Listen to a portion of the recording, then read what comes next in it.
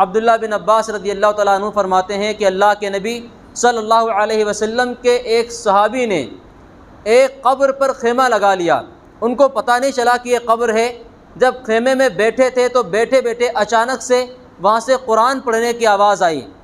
कोई उसके अंदर सूरह मुल्क की तिलावत कर रहा था, तबारकल्लज़ी बियदिहिल मुल्क। ये सुनी, ये बात सुनने के बाद अल्लाह के नबी सल्लल्लाहु अलैहि वसल्लम के पास पहुँचे वो सहाबी, फरमाने लगे या रसूलल्लाह मैंने ऐसा ऐसा मंज़र देखा कि कब्र से सूरह मुल्क की तिलावत की आवाज़ आ रही थी।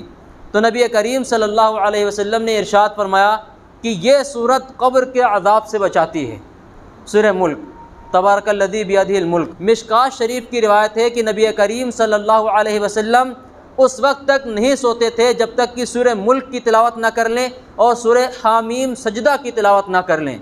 ये दोनों सूरतें कब्र के अज़ाब से बचाने वाली हैं, तो इसलिए इसकी पाबंदी करें। और कब्र के अज़ाब में जो चीज़ मुब्तला करने वाली है वो है चुगलखोरी करना और पेशाब की छींटों से ना बचना। नबी करीम सल्लल्लाहु अलैहि वसल्लम का गुज़र हो रहा था तो आप दो कब्रों के पास से गुज़रे, फिर आप अलैहिस्सलातु वस्सलाम ने उन दोनों कब्रों को देखकर इरशाद फरमाया कि इन दोनों कब्र वालों को अज़ाब हो रहा है, और अज़ाब भी किसी बड़ी चीज़ की बिना पर नहीं हो रहा कि जिससे बचना मुश्किल हो, बल्कि ये छोटे छोटे मामूली गुनाह हैं जिनसे बचा जा सकता है आसानी के साथ। हैं तो कबीरा गुनाह, लेकिन इनसे बचना मुश्किल नहीं है। फरमाया कि इनमें से एक तो चुगलखोरी करता फिरता था, यमशी बिन नमीमा, और दूसरा पेशाब की छींटों से नहीं बचता था। फिर आप अलैहिस्सलातु वस्सलाम ने इसी मौका पर इरशाद फरमाया इस्तंज़हु अनिल बौल फ़इन्ना अम्मत अज़ाबिल क़ब्रि मिन्हु, कि पेशाब की छींटों से बचो क्योंकि ज़्यादातर कब्र का अज़ाब पेशाब की छींटों से न बचने की बिना पर होता है। तो इसलिए चुगलखोरी से बचें। चुगलखोरी क्या है? इधर की बात उधर लगा दी, उधर की बात इधर लगा दी, इस तरीक़े से दूसरों की शिकायतें दूसरों तक पहुँचाना, ये चुगलखोरी है। और पेशाब की छींटों से आज मुसलमान बहुत कम बचता है। उसकी सबसे बड़ी वजह यह है कि हम खड़े होकर पेशाब करते हैं। खड़े होकर पेशाब करने से पेशाब की छींटें पड़ने का ज़्यादा अंदेशा रहता है। इंसानों को अगर इस्तिंजा करने का तरीक़ा ना आए, सफाई सुथराई करने का तरीक़ा ना आए, पेशाब पाखाने का तरीक़ा ना आए, फिर जानवर में और उसमें क्या फ़र्क रह गया? जिस तरह जानवर हैं उनको कोई सलीक़ा और तहज़ीब नहीं सिखाता, वो कुरान पढ़ना नहीं जानते, वो कोई दीन की बात पढ़ना नहीं जानते, ठीक इसी तरीक़े से अगर हम भी उन्हीं की तरह खड़े होकर पेशाब पाखाना करने लगे तो जाहिर सी बात है हम में और उनमें कोई फ़र्क नहीं बचेगा। नबी करीम सल्लल्लाहु अलैहि वसल्लम ने एक एक चीज़ वाज़ेह फरमा दी और तरीक़ा बताया, सलीक़ा क्या है इस्तिंजा करने का, इससे सफाई सुथराई ज़्यादा होती है। अल्लाह तबारक व तआला ने कुरान करीम में अंसार सहाबा की तारीफ़ फरमाई, चूँकि वो इस्तिंजा करते वक्त सफाई सुथराई का ज़्यादा अहतमाम फरमाया करते थे। पानी के साथ साथ ढेले का इस्तेमाल करते थे। आज कोई टिशू पेपर वगैरह इस्तेमाल कर ले तो वो फजीलत हासिल कर सकता है।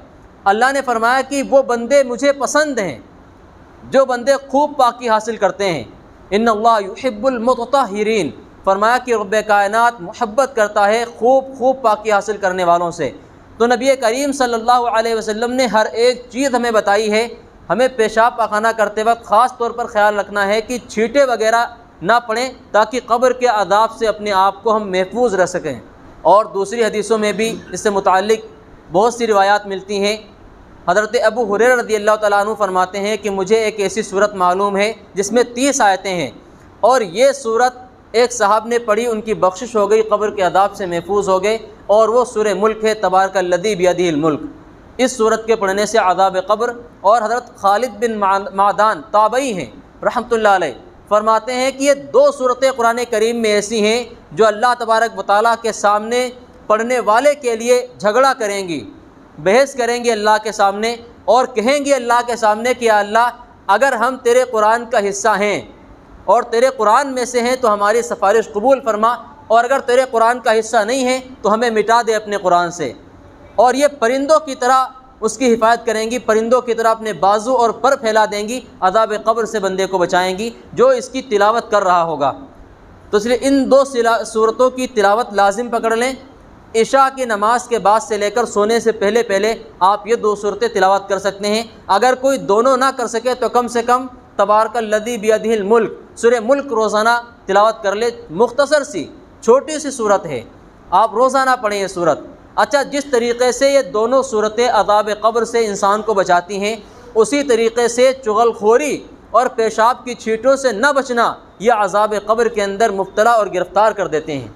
ये दोनों चीज़ें आजकल जो लोग जानवर पालते हैं, भैंस वगैरह कटरे वगैरह पालते हैं, उनमें बात बहुत देखी गई है कि वो पेशाब की छींटों से बचने का एहतमाम नहीं करते। हदीस शरीफ में जो आता है वो ये आया है कि तुम पेशाब की छींटों से बचो। ये कोई क़ैद नहीं लगी है कि इंसान के पेशाब की छींटों से बचो। जो लोग भैंस वगैरह पालते हैं, दूध वगैरह बेचते हैं, तो उनमें ये बात देखी गई है कि वो एहतियात नहीं करते। पेशाब उधर भैंस पेशाब कर रही होगी और वो दूरी बना के नहीं खड़े होते, या खड़े भी होते हैं तो छींटें आती रहती हैं और वो कोई ख़ास बचने का एहतमाम नहीं सोचते। वो सोचते हैं कि हम तो नापाक ही हैं, छींटें तो आई गई तो अब आती रहें, क्या फ़र्क पड़ता है, बाद में एक साथ पाँव धो लेंगे। ये भी नहीं, पेशाब आप नापाक भी खड़े हों, चाहे पहले से आपके पैर पर पेशाब की छींटें आ चुकी हों, लेकिन फिर भी आपको बचना है पेशाब की छींटों से, क्योंकि हदीस शरीफ में ये फरमाया गया है कि बचो पेशाब की छींटों से।